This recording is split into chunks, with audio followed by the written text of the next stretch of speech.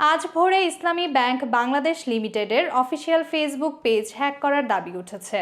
Hacker group তাদের profile ও কভারের ছবিতে পরিবর্তন এনেছে এবং টিম MX47OX নামে একটি গ্রুপ নিজেদের দাবি করছেন।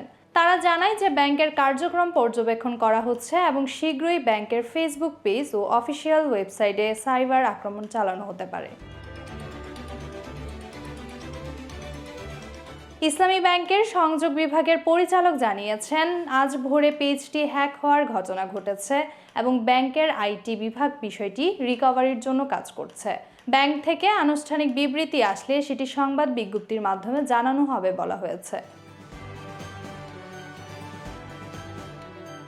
ইতিমধ্যে অনেক গ্রাহক ও সাধারণ মানুষ অনিশ্চয়তায় পড়েছেন। অনেকে পেজে অস্বাভাবিক পোস্ট দেখছেন বলে জানিয়েছেন।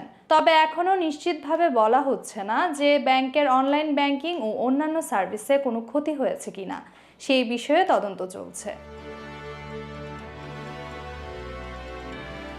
সাইবার নিরাপত্তা বিশেষজ্ঞরা বলছেন, যে কোনো সামাজিক মাধ্যম অ্যাকাউন্টে অনুমতি ছাড়া প্রবেশ ধরা পড়লে অবিলম্বে 2 স্তরের গ্রামীণকরণ 2 ফ্যাক্টর অথেন্টিকেশন চালু করতে হবে।